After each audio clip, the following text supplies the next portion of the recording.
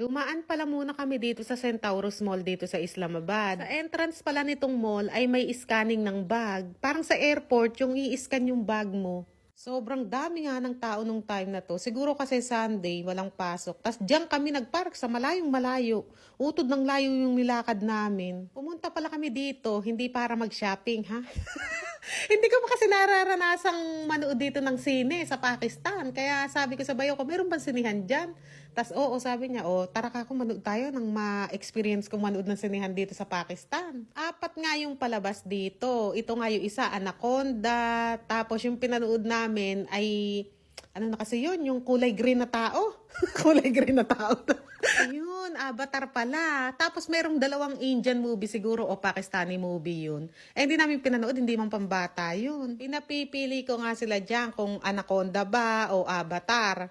Eh ang napagbutuhan nila ay Avatar daw. Yung dalawa kasi Avatar, yung isa ay Anaconda. Kaya dun tayo sa Avatar kasi panalo ang Avatar eh. Ang binayaran yata namin dito bawat isa ay 1,000. Mga 200 plus sa Pinas ang ticket. Gusto nga sana nilang panoorin kung may Urdu na salita. Yan, kunwari Avatar tas Urdu ang salita. Eh kaso wala, English lang. Kaya medyo na problema pa sila dyan eh.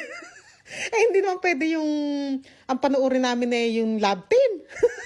Lalong mainip yung mga bata na yan. Pagka Urdu nga, love team naman. Pagpasok nga namin, ay ayan, dito yung bilihan sa loob. Dito ka lang pwedeng bumili, hindi pwede sa labas.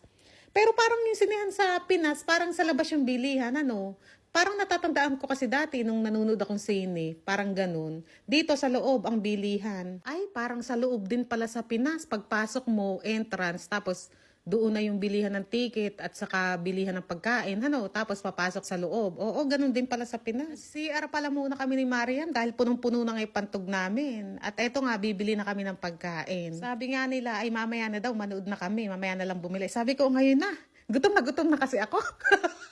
Huling kain ko kasi anong oras na yun? Alas 3 yata. Alas 9 na. Ilang oras na yun? Kaya nagutom na ako.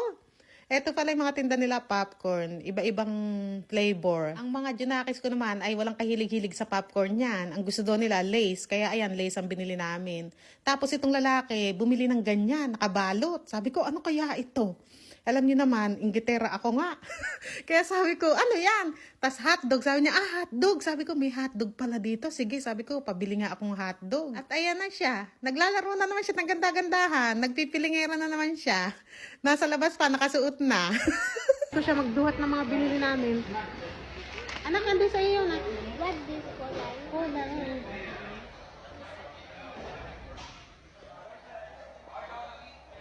Anak, tama na. Hindi pambata ang cola, sabi ko dito.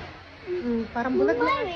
At ayan, andito na nga kami sa loob. Tinitingnan namin kung saan yung upuan namin. Itong mga anak ko, alam nyo ba, hanggang tumatagal yung panonood namin, ano? Hindi mga mapakalina, inip na inip, uwi na. Sabi ko, pag umuwi tayo, sayang na may binayad namin dito. Kaya ang sabi ko, mamaya na tayo umuwi, tapusin natin. Si Mariam hindi mapakali. Pumupunta pa sa unahan niyan, doon siya nauupo. Ikot siya na ikot, inip na inip. Sinusundan-sundan ko naman at baka ako mawala. Ayan nga, pauwi na kami. Binibiro nga namin mga bata. Isa pa yung, ano naman, yung Anaconda. Ayaw na nila, nag-iiyakan. Kaya ayan, uwi na lang kami.